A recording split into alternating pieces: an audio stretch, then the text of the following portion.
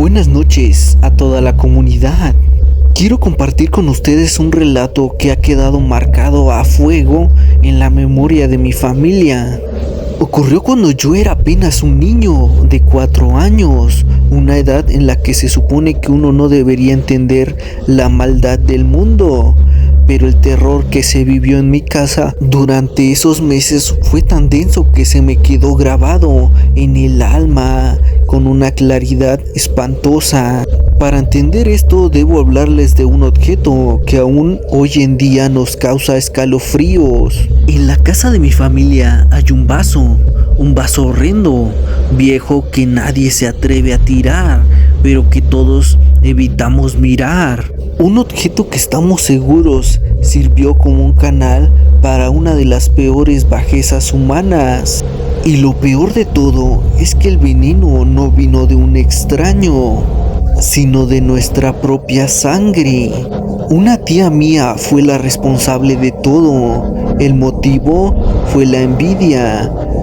El objetivo era muy claro, quería ver muerta a mi hermana. En aquellos años, mi media hermana, somos de padres distintos, un detalle muy importante para lo que vendrá después. Era una joven sumamente enérgica y alegre.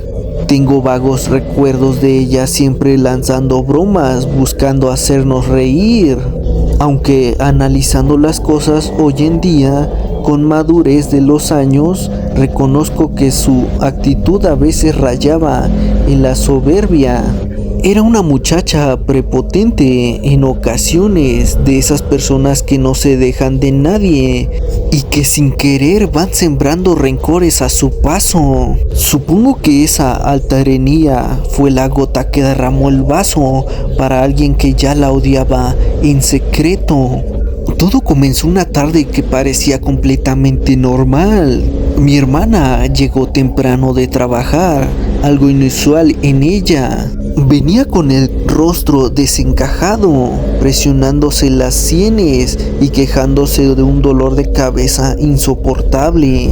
Recuerdo que se fue directo a su cuarto a acostar.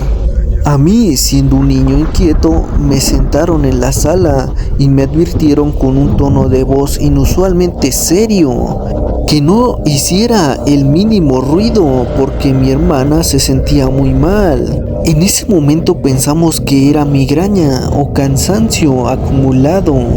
Nadie se imaginaba que esa sería la última tarde de paz que tendríamos en mucho tiempo. Pasaron los días y la salud de mi hermana cayó en picada. Los analgésicos comunes no le hacían absolutamente nada. Al contrario, el dolor parecía mutar, volverse más agresivo. Pronto, la luz del sol se convirtió en su peor enemiga.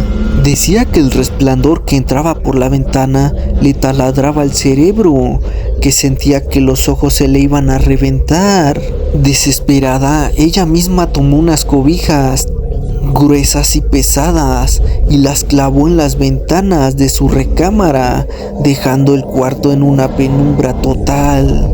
Un ambiente sepulcral donde apenas podías distinguir las siluetas. Mi madre la llevó con médicos, con especialistas, gastando lo poco que teníamos. Le recetaron decenas de medicamentos, pastillas de todos los colores, pero la enfermedad parecía burlarse de la ciencia. Mi madre, agotada físicamente y con el corazón roto al ver a su hija consumirse, tomó una decisión difícil. Fue a buscar a mi papá para pedirle apoyo económico. Cuando se encontraron, mi mamá, entre lágrimas, le describió los extraños síntomas: el rechazo absoluto a la luz, el dolor que no cedía con nada y el deterioro físico tan acelerado. Mi padre guardó silencio por unos momentos, procesando la información, y con una seriedad que helaba la sangre, dijo: a esa muchacha no la va a curar ningún doctor. Lo que tiene es un trabajo de magia negra. Mi padre no era un hombre de supersticiones, así que su advertencia caló hondo. De inmediato le recomendó a mi mamá que fuera a ver a una de sus comadres, una mujer respetada y temida en su comunidad por sus conocimientos en el terreno de lo espiritual, una curandera que sabía cómo lidiar con las fuerzas ocultas. Para el momento en que mi madre regresó a la casa con esa dirección en la mano, mi hermana ya estaba prácticamente agonizando. Había perdido muchísimo peso, sus ojos permanecían cerrados la mayor parte del tiempo porque ya no podía abrirlos bien. Y lo peor no era el día, sino la noche.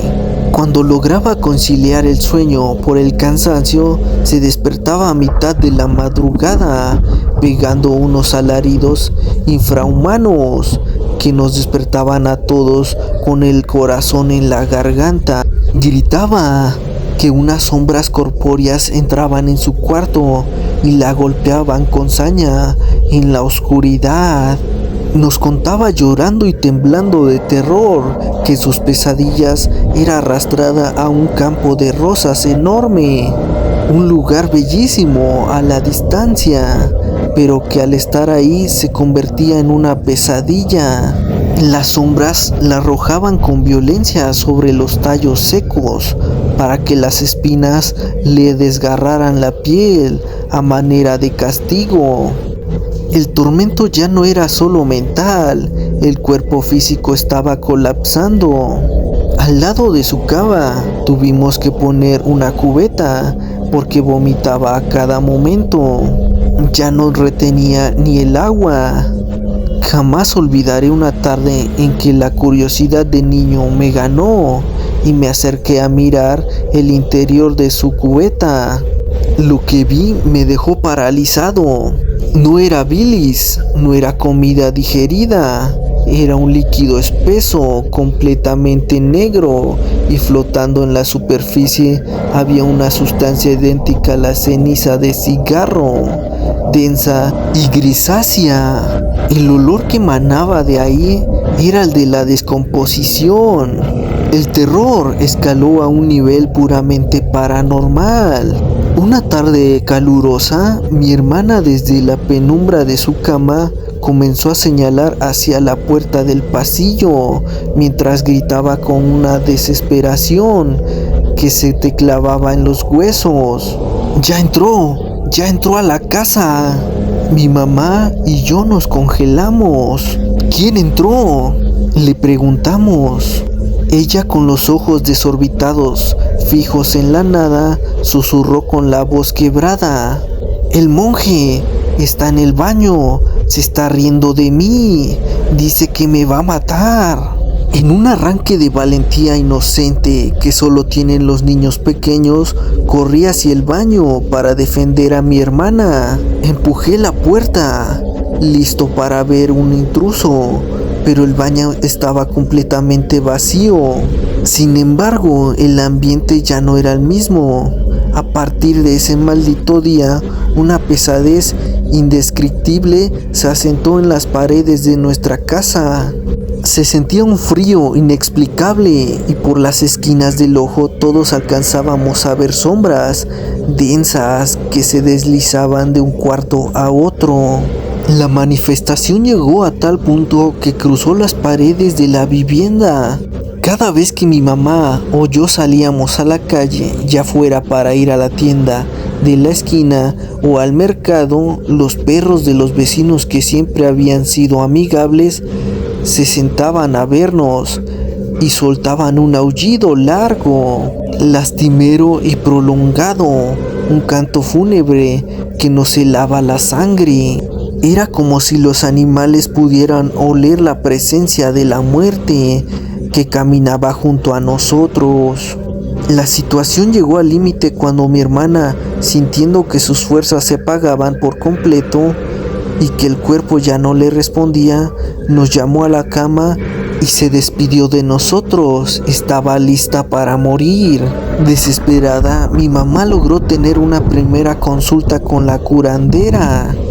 La mujer, al escuchar el caso y realizar sus primeras consultas espirituales, fue tajante y directa. A tu hija le hicieron un ritual de una gravedad extrema. El trabajo es un entierro y la enterraron justamente a los pies de un muerto en el cementerio, para que el espíritu del difunto absorba su energía vital hasta apagarla. La curandera nos dio ciertas indicaciones, pero a los pocos días mi hermana sufrió una recaída brutal. Parecía que el trabajo estaba cobrando su última cuota de vida. Mi mamá, sin saber qué hacer y sin teléfono en casa, pues eran tiempos de antes, corrió bajo la lluvia hacia un teléfono público de esos de monedas que se encontraban en las esquinas. Con las manos temblorosas marcó el número de la curandera. Mi madre me cuenta que cuando la línea se enlazó y la mujer descolgó, antes de que mi mamá pudiera pronunciar una sola palabra o decir su nombre, la voz de la bruja al otro lado de la bocina sonó dura, molesta. ¿Por qué no me dijo toda la verdad desde el principio? ¿Por qué me ocultó que la persona que le está haciendo este daño tan grande a su hija es su propia tía? Mi mamá se quedó sin habla, helada, en la cabina telefónica. La curandera, que jamás en su vida había visto a nuestra familia ni conocía nuestros apellidos, comenzó a describir físicamente a mi tía con una exactitud aterradora. Su forma de vestir, sus rasgos faciales, sus gestos. La envidia de nuestra propia sangre la estaba matando. La orden fue clara, debíamos llevar a mi hermana de inmediato al consultorio de la curandera para realizar un trabajo de liberación definitivo, un todo o nada. Conseguimos un taxi. Subir a mi hermana fue un calvario. Ya no tenía fuerzas ni para sostener su propia cabeza. Nos acomodamos en el asiento trasero. Mi hermana iba en medio, con los ojos completamente cerrados, delirando por la fiebre y el dolor. De pronto, a mitad del trayecto, comenzó a agitarse con violencia, tratando de cubrirse el rostro, mientras señalaba hacia la ventanilla del coche. ¡Ahí viene! ¡Viene en la ventana! ¡El monje nos viene correteando!, gritaba con horror. Yo miré hacia el vidrio. Afuera la noche devoraba la carretera. Las luces de la calle pasaban rápido, pero el pánico en la voz de mi hermana era tan real que juraba que el ambiente dentro del taxi bajó varios grados. Ella aseguraba que esa entidad vestía un hábito oscuro, corría flotando al lado del vehículo en movimiento, manteniéndonos el paso de manera sobrehumana, mirándola fijamente a través del cristal para asegurarse de que no llegara a su destino. Al llegar al consultorio de la curandera, el ambiente era pesado, cargado de olor a hierbas, copal y cirios. A mí, por ser un niño de apenas 4 años, me sacaron de inmediato del cuarto. Mi madre me tomó de la mano y me dejó afuera. Era demasiado pequeño para presenciar la crudeza de lo que iba a ocurrir en esa habitación. Una batalla espiritual que, según sé, duró horas, entre rezos, lamentos y olores penetrantes. No sé qué locura se vivió ahí dentro, pero los resultados fueron visibles para siempre. Cuando todo terminó y pudimos regresar a casa, mi hermana presentaba una marca impactante en su cuerpo. En el centro del pecho, justo a la altura del corazón, se le había formado una quemadura severa. Una ampolla viva y dolorosa que se apareció de la nada durante las curaciones. La curandera nos explicó que ese era el punto exacto de donde el cuerpo había expulsado la energía del entierro, el lugar donde la maldición se había arraigado. A partir de esa noche milagrosa, la mejoría de mi hermana fue un proceso lento, pero constante. El color regresó a su rostro, volvió a tolerar la luz del sol y las cobijas negras finalmente se retiraron de las ventanas. Las sombras desaparecieron de los pasillos. Los perros de la colonia dejaron de aullar a nuestro paso y el monje no volvió a pararse en nuestro baño ni a perseguir ningún auto. Hoy en día, muchos años después, mi hermana está viva y bien. Sin embargo, en el centro de su pecho conserva una cicatriz profunda y arrugada. Una marca que la ciencia médica explicaría como una lesión dermatológica común, pero que para nosotros es el testimonio eterno de que las fuerzas de la oscuridad existen, de que la envidia familiar puede ser mortal y de que aquella noche estuvimos a los pies de la muerte. Buenas noches, comunidad. Si tienes una historia como esta, no olvides mandárnosla. Podremos ponerla en un próximo video. Esto ha sido Lo que el gato cuenta.